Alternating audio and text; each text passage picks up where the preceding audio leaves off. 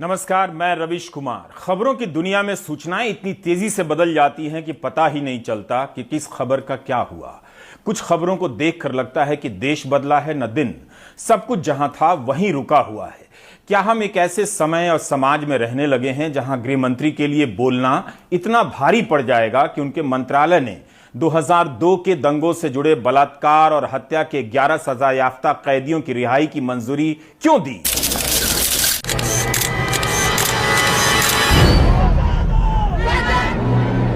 क्या अमित शाह और सरकार की चुप्पी की वजह से 2012 का यह आंदोलन भी खारिज कर दिया जाएगा, जब निर्भया के साथ बलात्कार की घटना से सारी दिल्ली रायसीना हिल्स पर जमा हो गई?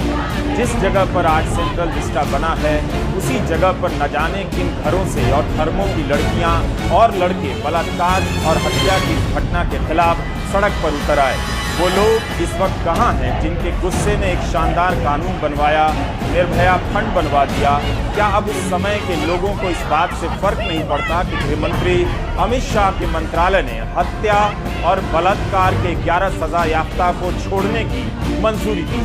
क्या उनका आक्रोश अब सीमेंट बनकर सेंट्रल विस्टा में बिछ गया है, जहां दिल्ली की लड़कियां 2012 की सर्दियों में प्रदर्शन किया करती थी? आज समाज चुप नजर आता है, इसलिए बेहतर है उस समय की लड़कियों को ही सुन लेते हैं जो निर्भया बलात्कार और हत्याकांड पर बोलने से पहले पुलिस की लाठियों की परवाह नहीं किया करती थी, सर्दी के दिनों में पानी की बौछारों की परवाह नहीं करती थी, ताकि आपको याद रहे कि आज का समाज हमेशा मरा हुआ नहीं था, कभी जिंदा भी था। बलात्कारियों को फांसी देना होगा। महिला हिंसा के खिलाफ कठोर कानून बनाना होगा। इंडिया के लोग सोए नहीं हुए हैं। Everybody is awake now. आजकल का यूथ जागा हुआ है। कोई पॉसिबिलिटी नहीं है कि जो भी आप बंद लगा दीजिए, जितने मर्जी मेट्रो स्टेशन बंद कर दीजिए। ये सब लोग all the way from Gurgaon, Faridabad, कहाँ से आए हैं just to tell the Indian government that we are not silent, we all are awake and we will not keep quiet. They have to be hanged. फांसी नहीं, बीच में चौराहे में लगे हम सबके सामने फांसी, ताकि वो दोबारा करने का सोचे नहीं। किसी के दिल में ख्याल भी आए तो सबसे पहले उन्हें सजा याद आ जाए। हमारे माँ बाप ने अपनी आंखों में हजारों सपने लेके हमें भेजा, लेकिन इसलिए नहीं कि उनकी लड़कियों की इज्जत रात में सरेआम लूट ली जाए। हमें आपके आश्वासन नहीं चाहिए, हमें आपका एक्शन चाहिए। हमें इंसाफ चाहिए, इंसाफ चाहिए, इंसाफ चाहिए। लॉ एंड ऑर्डर्स भी चेंज हो जाएंगे और सारी चीजें बहुत जल्दी अमेंडमेंट्स होंगी और आपको बहुत जल्दी हर चीज का नतीजा मिल जाएगा। तब समाज बोलता था, सरकार भी बोलती थी। आज सरकार से पूछते रह जाइए, उसके बदले गोदी मीडिया समाज को ही चुप करा देता है। बिल्किस बानो के केस के कवरेज और सवालों पर सरकार की चुप्पी को समझने के लिए आपको फ्लैशबैक में जाना होगा, तभी पता चलेगा कि उस वक्त क्या क्या होता था। आप इन्हें तो पहचानते होंगे। आर.के. सिंह मोदी सरकार में कैबिनेट मंत्री हैं, भाजपा सांसद हैं। उस वक्त यानी मनमोहन सिंह सरकार में गृह सचिव हुआ करते थे। आर.के. सिंह के बोलने पर तब कोई रोक नहीं थी, बल्कि जनदबाव इतना था, गुस्सा इतना था कि गृह सचिव के तौर पर आर.के. सिंह प्रेस कॉन्फ्रेंस किया करते थे, इंटरव्यू दिया करते थे, भरोसा दिया करते थे। उनके साथ दिल्ली पुलिस के कमिश्नर की भी प्रेस कॉन्फ्रेंस हुआ करती थी, जवाब आता था। आज तो ऑफ रिकॉर्ड भी गायब हो गया है। ऑन रिकॉर्ड तो शायद ही कोई ऐसे मामलों में बोलने आता है। खैर, आज के गृह सचिव अजय कुमार भल्ला ही आर.के. सिंह की तरह बिल्किस मामले में बोल सकते थे। उन्हें इसी अगस्त में 1 साल का सेवा विस्तार दिया गया है। जब गृह मंत्री अमित शाह नहीं बोल रहे, गृह सचिव नहीं बोल रहे, तो आइए उस समय के गृह सचिव के बयानों से ही काम चलाते हैं, जब अफसर बोला करते थे। One question which I had in mind was the response of the PCR vans, as to whether the response could have been faster. So I asked for these times, as to what was the time of the reporting and what was the time of arrival of the PCR van, and I was told 4 minutes. Now that I think is outstanding. The other is regarding this. There's another question that could they have reached earlier? It's a difficult question to answer because 4 minutes I think is quite okay. The second thing is investigation. Was the investigation prompt? Did it and was the investigation effective? I think it was. 15 अगस्त के दिन जब हत्या और बलात्कार के 11 कैदियों को छोड़ा गया, दंगाइयों को छोड़ा गया, तब उसे लेकर जो सवाल उठे काफी कम थे। वे सारे सवाल गुजरात सरकार के हलफनामे के बाद बदल जाते हैं, उनका दायरा भी बड़ा हो जाता है। ऐसे ऐसे दस्तावेज निकल कर आ रहे हैं जिससे संदेह और भी गहरा हो रहा है कि इन्हें छोड़ा तो गया है कानून की प्रक्रिया के नाम पर, मगर केवल कानून की प्रक्रिया के नाम पर नहीं छोड़ा गया है। बेहतर होता गृहमंत्री अमित शाह सारे सवालों के जवाब देते।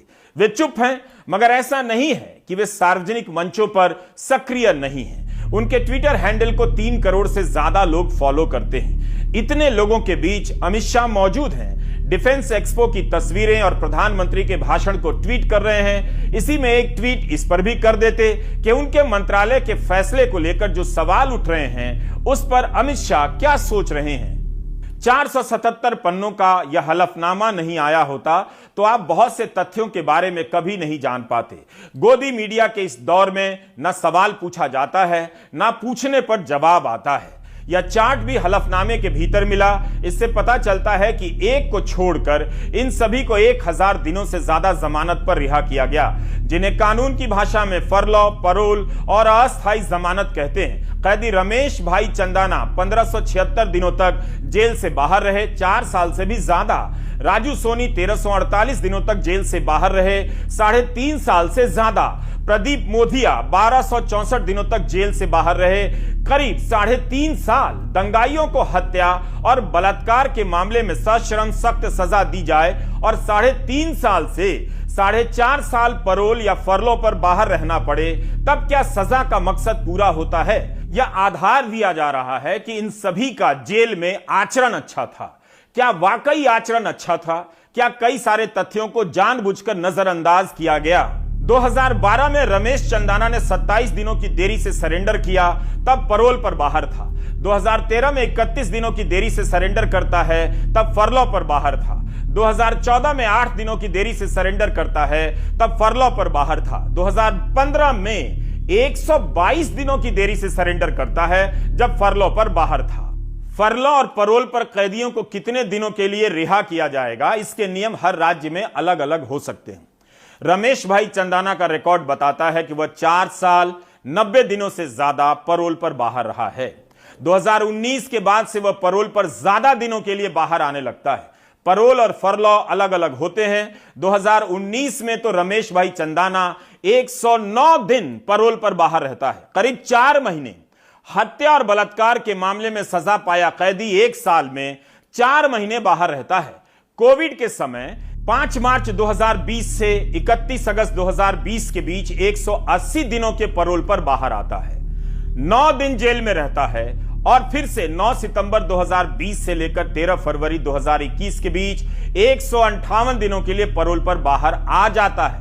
फिर 50-55 दिनों तक जेल में रहता है और 22 अप्रैल 2021 से 9 नवंबर 2021 के बीच 202 दिनों के लिए परोल पर बाहर आ जाता है। इस तरह रमेश चंदाना 5 मार्च 2020 से लेकर 8 अप्रैल 2022 तक परोल पर बाहर रहता है, करीब 2 साल से भी ज्यादा समय तक परोल पर बाहर रहता है। क्या कोविड के नाम पर दूसरे मामलों के कैदियों के साथ इतनी मेहरबानी बरती गई? इसकी जांच होनी चाहिए। आपको याद होगा कि इसी दौरान, मतलब कोविड के दौरान, एक डॉक्टर कफील खान को कई महीनों तक मथुरा जेल में रहना पड़ा, जबकि डॉक्टर कफील खान ने प्रधानमंत्री को पत्र भी लिखा कि बाहर आने दीजिए ताकि कोविड के समय एक डॉक्टर के रूप में सेवा कर सकें, डॉक्टरों की कमी हो रही है। बाद में इलाहाबाद हाईकोर्ट ने कहा कि कफील खान पर अवैध तरीके से एनएसए लगाया गया और कफील खान को 7 महीने तक जेल में रहने के बाद रिहा किया गया। तो आप देख रहे हैं कि कानून कैसे काम कर रहा है। इसलिए सवाल उठता है कि क्या इनके परोल या फरलॉ पर बाहर आने का मामला संदेहों से परे है या कुछ गड़बड़ है? बिल्किस बानो के बलात्कार और उससे तत्संबंधित अन्य जघन्य अपराधों, जिसमें हत्या भी शामिल है, उसके अपराधियों को पेरोल पे छूटना एक गंभीर त्रुटि है। त्रुटि इसलिए भी है क्योंकि उसके बारे में यह कहा जाता है कि पेरोल पर, क्योंकि उनकी नेक चलनी की रिपोर्ट थी लगभग 14 साल जेल में रहने के बाद, 1992 के जो पेरोल और जेल मैनुअल के ऑर्डर्स थे उसके आधार पर उन्होंने कहा यह रिलीज ऑर्डर है। फिर कुछ लोग का यह तर्क था कि 2014 के आदेश के मुताबिक नहीं होना चाहिए था। सुप्रीम कोर्ट ने भी यही कहा कि 1992 के आदेश बल्कि वो प्रासंगिक है जब उनका कन्विक्शन हुआ था।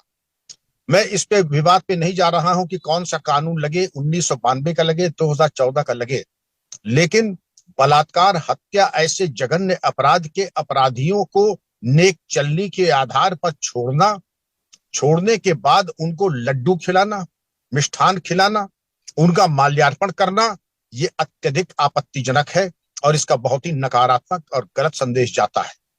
मैं यहां तक कहूंगा कि it is bad in law and an immoral act. ये बिल्कुल असंवेदनशील, अमानवीय कृत्य है और मुझे सख्त आपत्ति है बलात्कारियों और हत्यारों को पैरोल पे छोड़ा जाना। पूरी प्रशासनिक ताकत होनी चाहिए थी ऐसे हत्यारों को जेल की सलाख के पीछे रखने के लिए कार्रवाई करना। दिखाई उसके उल्टा पड़ रहा है कि पूरी शासन प्रशासन की ताकत लगी बलात्कारियों को जेल से बाहर करने में। यही मेरी आपत्ति है।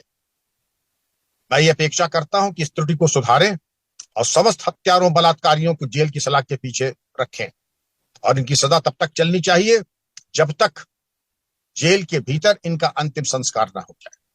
इसकी जांच होनी चाहिए कि इन्हें 3.5 साल, किसी को 3 साल, किसी को 4.5 साल तक बाहर रहने की मेहरबानी की गई या एक सामान्य कैदी के अधिकार की तरह इन्हें यह सुविधा मिली। जब आप इस सवाल पर सोच ही रहे हैं तो इस पर भी ध्यान दे सकते हैं। इस मामले में भी हत्या और बलात्कार के मामले में सजा हुई है, लेकिन पॉजिटिव न्यूज यह है कि तमाम ट्रक और टेम्पो के पीछे बेटी बचाओ बेटी पढ़ाओ का नारा लिख दिया गया है। 4 दिन पहले डेरा प्रमुख गुरमीत राम रहीम को 40 दिनों के पैरोल पर रिहा किया गया। इकोनॉमिक टाइम्स ने लिखा है कि चुनाव नजदीक आ रहे हैं तो गुरमीत राम रहीम को छोड़ा गया है। इंडियन एक्सप्रेस ने भी लिखा है कि चुनाव के नजदीक आते ही डेरा प्रमुख राम रहीम को पैरोल पर रिहा किया गया।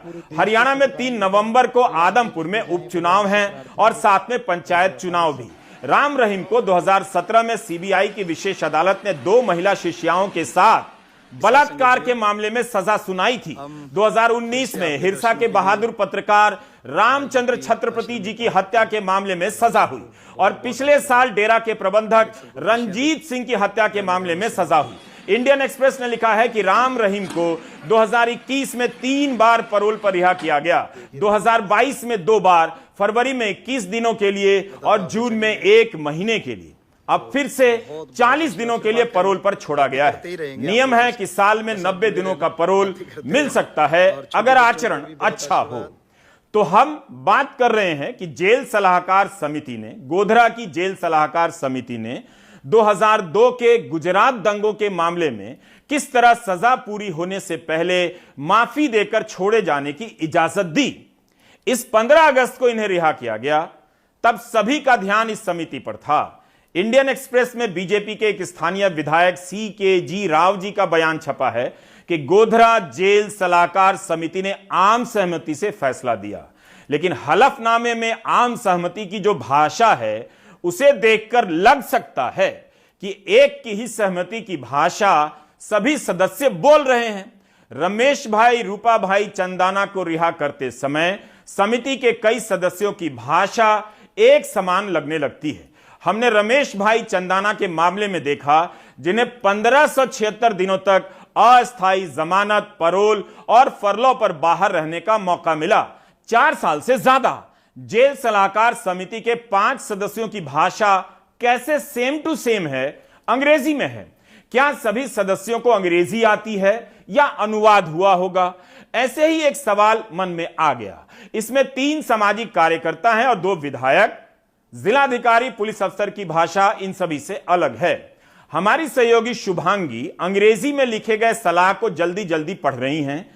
आप देखेंगे कि समिति के 5 सदस्यों की भाषा सेम टू सेम है, मगर सभी के नाम सेम टू सेम नहीं है।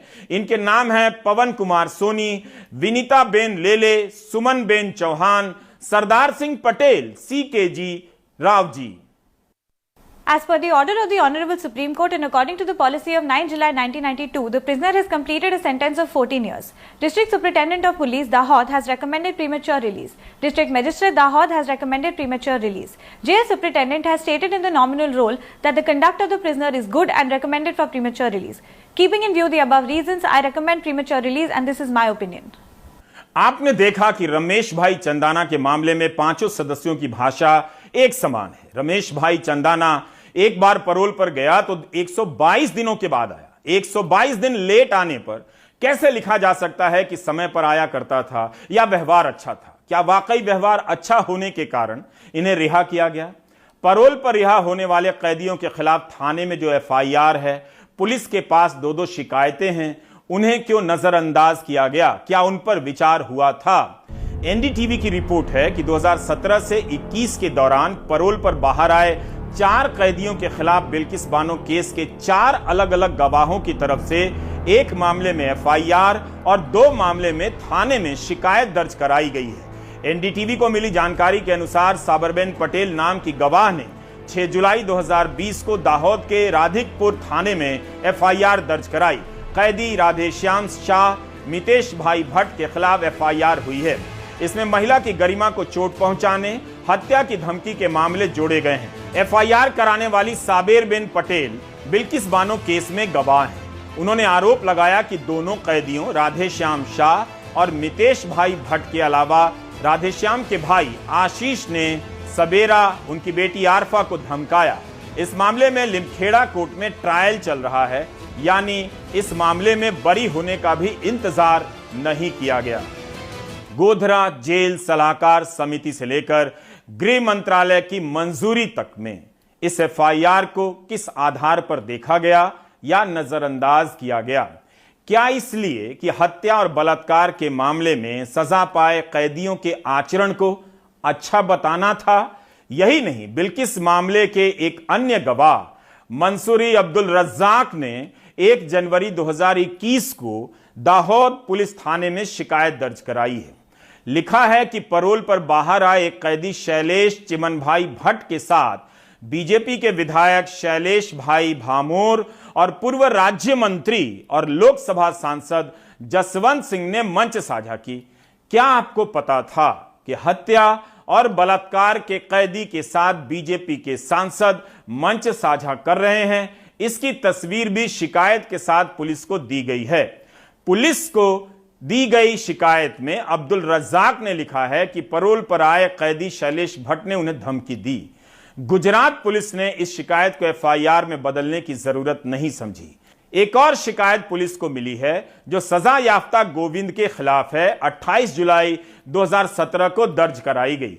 आरोप लगाया गया कि उन्हें समझौता करने की धमकी दी जा रही है। इस शिकायत को भी एफआईआर में नहीं बदला गया। 2002 में बिल्किस बानो ने अपनी 6 साल की बच्ची सहित अपने परिवार के 14 लोगों का कत्ल देखा।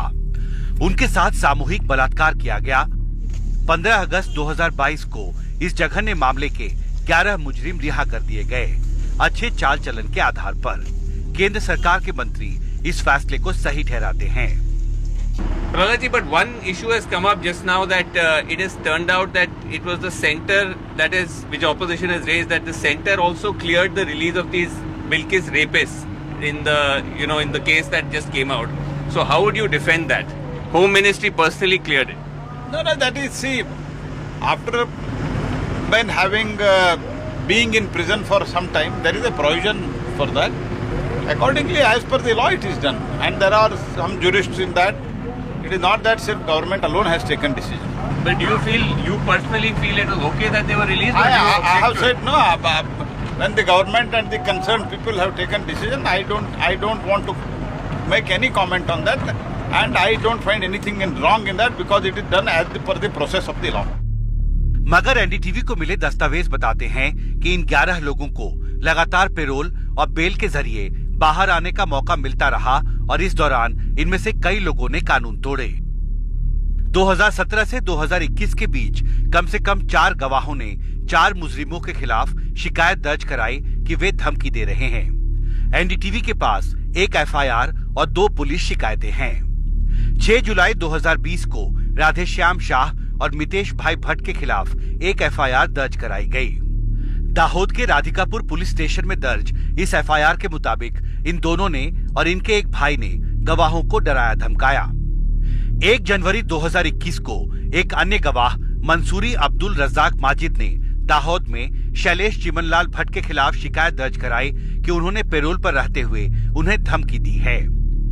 शिकायत में यह भी बताया गया है कि लोकसभा सांसद और मंत्री रहे जसवंत सिंह भभोर ने एक आरोपी शैलेश चिमनलाल भट्ट को मंच पर बुलाकर अच्छे कामों के लिए प्रोत्साहित किया।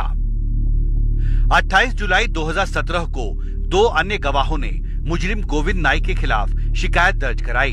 कहा कि उन पर समझौता करने का दबाव डाला जा रहा है, वरना उन्हें जिंदा नहीं छोड़ा जाएगा।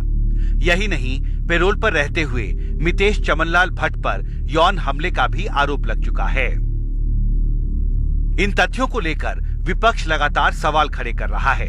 अब इस सवाल पर बीजेपी और केंद्र सरकार घिर सकती है कि आखिर ये कैसा अच्छा चाल चलन था और किस बात की जल्दी थी कि केंद्र सरकार ने बेहद जघन्य अपराध के इन दोषियों को छोड़ने की सिफारिश की। बिल्किस बानो का मामला इंसाफ की एक बड़ी कसौटी है। इसमें जरा भी ढिलाई या गलत बयानी पूरे इंसाफ को कटघरे में खड़ा कर देती है। अब जो नए तथ्य सामने आ रहे हैं, उसके बाद देखना बेहद महत्वपूर्ण होगा कि बिल्किस बानो मामले में आगे क्या होता है। दिल्ली से आजम सिद्दीकी के साथ हिमांशु शेखर, एनडीटीवी इंडिया। क्या इन कैदियों को छोड़े जाने का संबंध गुजरात विधानसभा चुनाव से हो सकता है? अगर इसका राजनीतिक महत्व नहीं है, तब फिर जांच होनी चाहिए कि बीजेपी के सांसद जसवंत सिंह और विधायक शैलेश भाई भामोर ने क्या एक कैदी के साथ मंच साझा किया था, क्योंकि इसकी तस्वीर शिकायत के साथ पुलिस को दी गई है, ऐसा दावा किया जा रहा है। क्या दंगाइयों के साथ मंच साझा किया जा सकता है? बिना किसी राजनीतिक कारण के हत्या और बलात्कार के मामले में सजा पाए कैदी के साथ कौन साझा करना चाहेगा? पुलिस के पास अगर यह तस्वीर है तो उसे खुद से सार्वजनिक कर देना चाहिए, क्योंकि अगर यही तस्वीर विपक्ष के किसी नेता की होती तो गोदी मीडिया की पहली हेडलाइन होती। सवाल पूछा जा सकता है कि क्या इनकी रिहाई का संबंध गुजरात चुनाव से है, लेकिन अगर इसका जवाब हां में आ गया तो किसी भी समाज के लिए यह चिंता का विषय होना चाहिए कि नेता जनता के विवेक को इतना हल्का भी ना समझें कि हत्या और बलात्कार के कैदी को रिहा करने से समर्थन मिल जाएगा। बसपा के सांसद दानिश अली ने इन्हीं सब राजनीतिक संदर्भों में सवाल उठाए हैं। हत्या और बलात्कार के मामले में जिन कैदियों को छोड़ा गया, उसे लेकर केवल तकनीकी और प्रशासनिक स्तर पर ही इतने सवाल उठते हैं कि धार्मिक स्तर पर जाकर राजनीतिक सवाल करने की नौबत बहुत बाद में आती है। हैरानी की बात है कि आम आदमी पार्टी ने इसे लेकर सीधा सवाल नहीं किया। सांसद संजय सिंह कह रहे हैं कि मामला सुप्रीम कोर्ट में है, लेकिन जब हत्या और बलात्कार के सजा याफ्ता 15 अगस्त को बाहर आए, तब तो यह मामला सुप्रीम कोर्ट में नहीं गया था और मामला भले कोर्ट में है, सारे दस्तावेज अब पब्लिक में हैं। क्या आम आदमी पार्टी यही पैमाना सभी मामलों में अपनाती है? आम आदमी पार्टी पर आरोप लग रहा है कि वह खास वजहों से बिल्किस मामले में चुप है। क्या यह मामला केवल बिल्किस का है, महिलाओं के सम्मान का नहीं? उससे ज्यादा गृह मंत्रालय की मंजूरी पर जब सवाल उठ रहे हैं, तब आम आदमी पार्टी को क्यों सुप्रीम कोर्ट का सहारा लेना पड़ रहा है? ये सर्वविदित सत्य है कि जो बलात्कारी हैं उनको बचाने का काम भारतीय जनता पार्टी करती है। अलग अलग राज्यों में इसके आपको साक्ष्य मिल जाएंगे।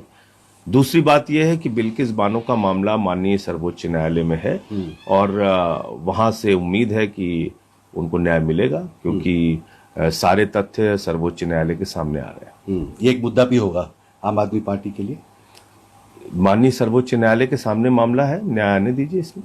जिन्हें रिहा किया गया वे दंगाई थे, हत्या और बलात्कार के मामले में दोषी पाए गए थे। 2002 के गुजरात दंगों के मामले में इन्हें सजा मिली थी, अदालत ने दोषी करार दिया। फिर आम आदमी पार्टी को इनकी रिहाई पर बोलने में इतना अगर मगर क्यों करना पड़ रहा है? बिल्किस बानो के बारे में सोचिए, उनके साथ बलात्कार करने वाले लोग बाहर घूम रहे होंगे। एक कमजोर महिला पर कितना मानसिक दबाव होगा। यह मामला बेशक सुप्रीम कोर्ट में है, मगर उससे पहले ही कई सारी बातें पब्लिक में आ चुकी हैं। ये दस्तावेज कई गंभीर सवाल खड़े कर रहे हैं। कांग्रेस ने आम आदमी पार्टी की चुप्पी पर सवाल उठाए हैं। इस रिहाई की खिलाफत सीबीआई ने, उस स्पेशल कोर्ट ने जिसने इनको दोषी पाया था, और वहां के एसपी ने की। उन लोगों ने कहा ये एक बहुत ही संगीन जुर्म है, महिलाओं और बच्चों को भी नहीं बख्शा गया था, उनको बिल्कुल नहीं रिहा करा जाना चाहिए। उसके बाद भी गुजरात की सरकार ने अमित शाह की हरी झंडी और स्वीकृति के बाद उनको रिहा किया। ये लोग हजार दिन तो पैरोल पे और फरलो पे बाहर रहे थे, मतलब 3.5 4 साल तो ये आजाद मस्त घूम रहे थे। लेकिन आज सवाल है मौन का, आज सवाल है प्रधानमंत्री के मौन का, आज सवाल है अरविंद केजरीवाल के मौन का। आप तो कभी कुछ नहीं बोलते केजरीवाल जी, बार बार गुजरात जा रहे हैं, अभी भी चुप रहिएगा, आज भी कुछ नहीं बोलिएगा। अब तो ये सर्वविदित है कि अमित शाह की रहनुमाई से ये लोग रिहा हुए थे, अभी भी चुप रह जाइएगा। खैर वो आपका मसला है, लेकिन आज इस देश को ये पूछना और समझना जरूरी है कि क्या बलात्कारियों के भरोसे, क्या उनके बल पर, क्या उनको खुश रख के अब चुनाव लड़े जाएंगे? हमारे समाज में आए दिन बलात्कार की घटनाएं होती रहती हैं।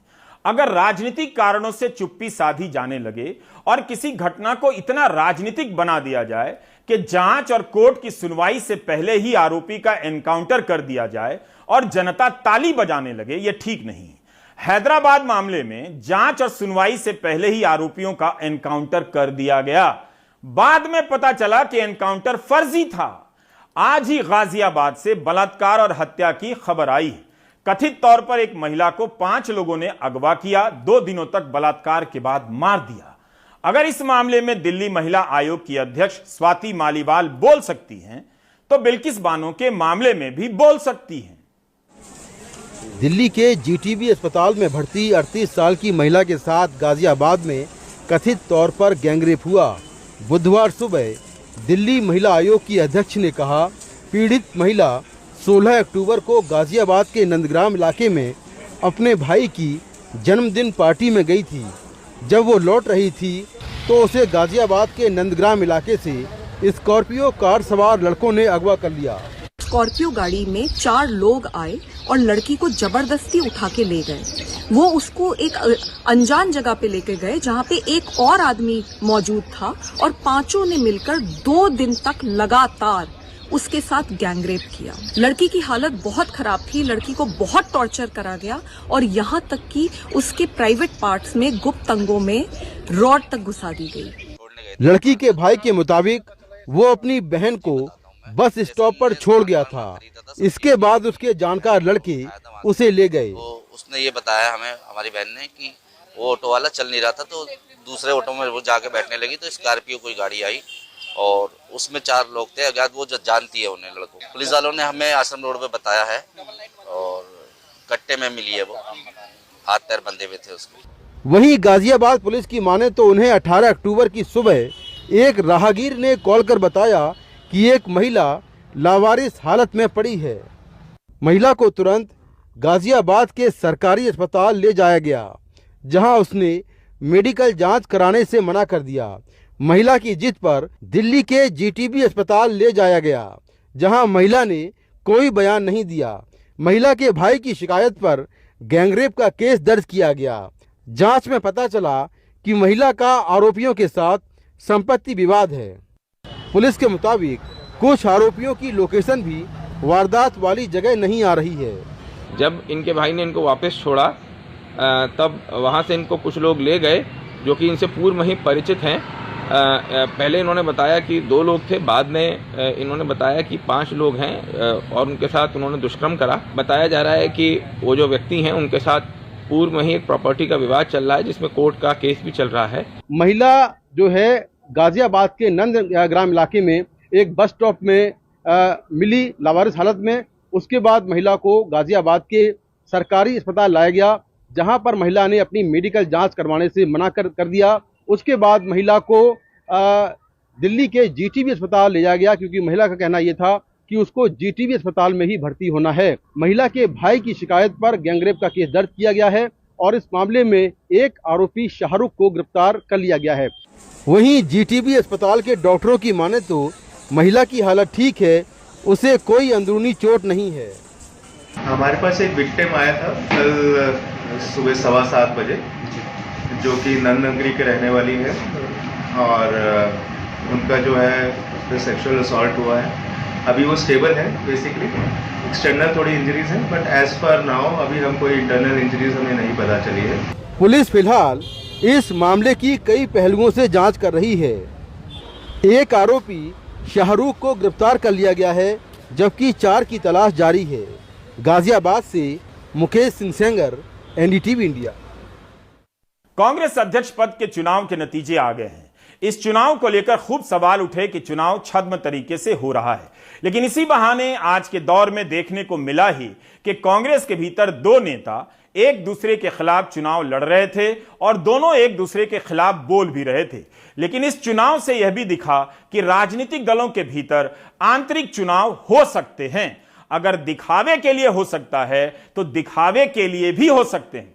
यह सवाल उठाने वाले यह सवाल नहीं उठा रहे हैं कि बीजेपी से लेकर आम आदमी पार्टी में इसी तरह से चुनाव क्यों नहीं हो सकते। शशि थरूर को हराकर मल्लिकार्जुन खड़गे कांग्रेस के नए अध्यक्ष बन गए हैं। कांग्रेस पार्टी के अंदर चुनाव हुए, ओपन ट्रांसपेरेंट चुनाव हुए, खड़गे साहब चुनाव जीते हैं, लेकिन इस चुनाव से कांग्रेस और मजबूत होकर उभरेगी। तमाम डेलीगेट्स, मतदाता, कार्यकर्ता, प्रस्तावक सब एकजुट होकर काम करेंगे और खड़गे साहब के नेतृत्व में हम सब आगे चुनौतियों का सामना करेंगे। और जो लोग भी